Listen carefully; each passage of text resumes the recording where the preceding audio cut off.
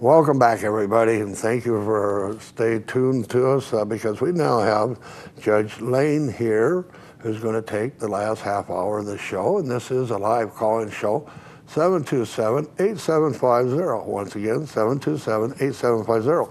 Next week, I will have the town manager on. We will go over the primary election, see if we can make any sense out of it. But I will also have a trivia question, which I'll ask everybody out there, and you can win a free pizzas from Tower Pizza if you come up with the right answer. Anyway, we're here with Judge Lane. Welcome, Mr. Lane. Thank you very much for coming in because I had a late, person with family problems that, couldn't make it. So. Well, I've always liked you, Bill, and when they called in and said Bill needs somebody to cover, I said, don't tell him I'm here. But it was too late. Right? Yeah, it was too late. They said you were here. Anyway, how do you feel about the election, the way it's going in that? Overall, let's not just pick on the sheriffs because that's where all the big controversy, but through the commissioners and that, you think? When I was a deputy DA, I used to talk to all the county managers and the Nye County deputies and all the lawyers, and I knew everything that was going on. And then I became the judge. And I basically went into a black hole. Nobody talks to me about anything anymore, rightfully so. I sit on a lot of cases, and things that are controversies right now may be in front of me in court in 3 to 6 months or something. So I have to basically be neutral and unaware of everything that's going on. I might read the paper or watch a little bit of the TV shows just to see what's going on.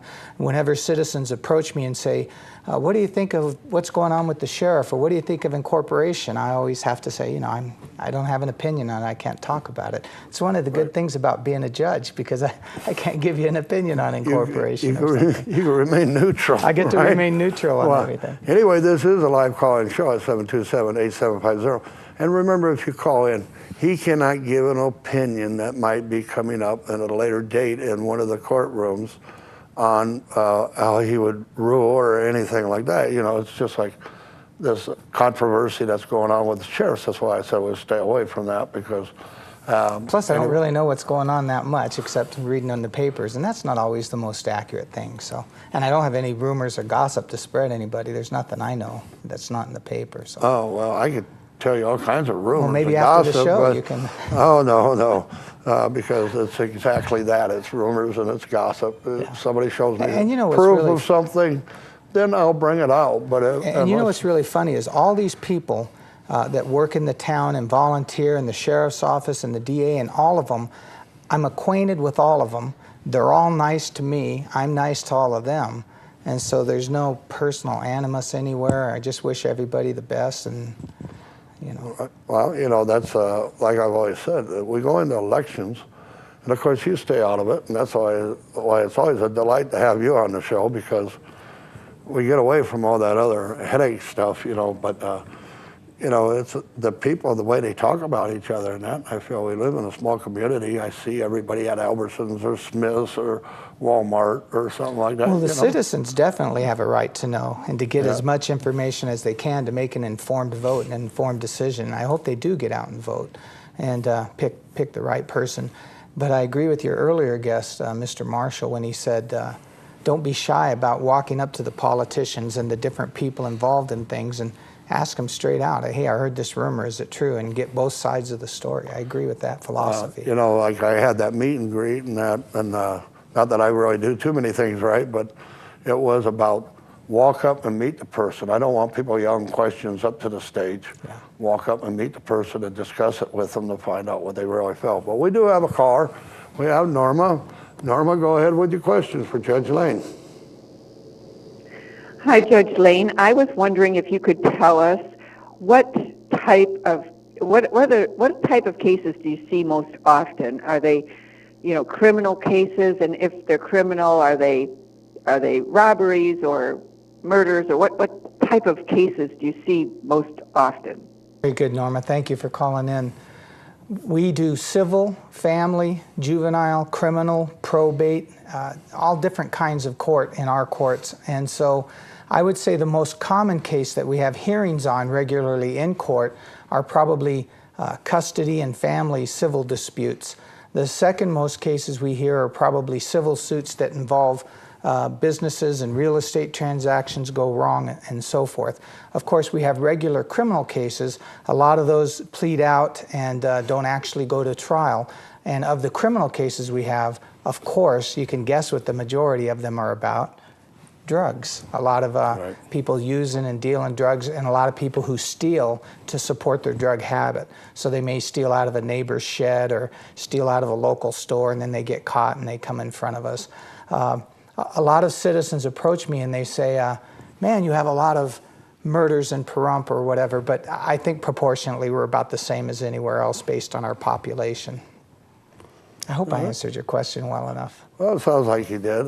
Talking about that, you know, when you come to drugs, people don't realize where the drugs all comes down to where it affects many other people. Like one night here some years ago, I come home, there's some guy trying to break in my security door at my house. Walked up and asked him what he was doing. He stood there and looked at me, you know.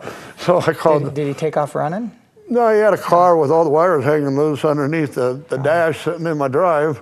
This was about 12:30 at night, and so I just took him and tied him up with my belt. Come to think of it, I never got my belt back.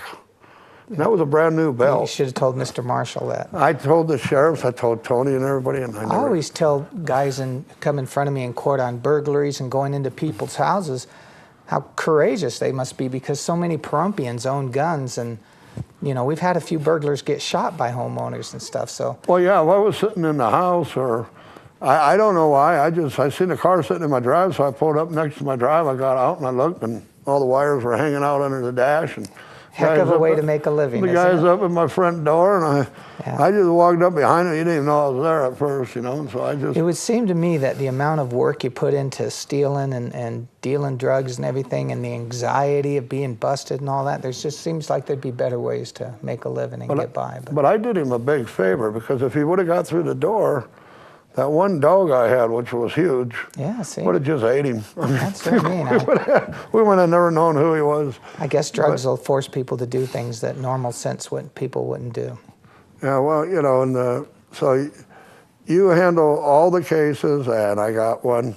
When you come to a custody, you have a young lady who had a child. I know this, okay. I probably should say, I know this situation.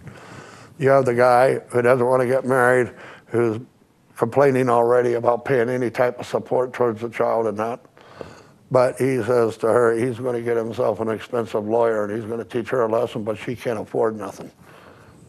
You go before family court, I guess that would be. How much does that weigh that this young lady has to have a top-notch lawyer representing her? Like he's got one representing him, and when she can't afford to even hire an attorney. It's a concern that a lot of citizens have in society, that people who can afford high-priced lawyers would have an advantage in court, such as O.J. Simpson with his Dream Team defense and so forth. And you could ask the clerks and the bailiffs and Ray Mallow and other people who watch court all the time what their opinions are of me. But it's my belief that having a lawyer might make a case go a little bit faster and more organized, because lawyers have done it before and they know what they're doing and they're organized. But as far as reaching the final result, I never let anybody get railroaded in court, and I let both sides say everything they want to say, and I've never ended court without saying to both parties, is there anything else you want to say, anything you want to add? So you get to say everything you want to say, and I never let anybody get railroaded by the other attorneys.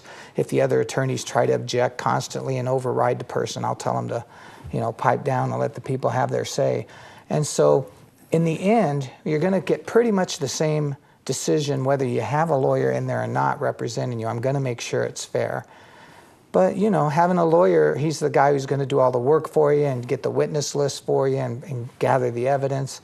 It could be advantageous. Yeah, well, I was just curious because I never really looked at it like that, because I've been married all my life ever since I was born.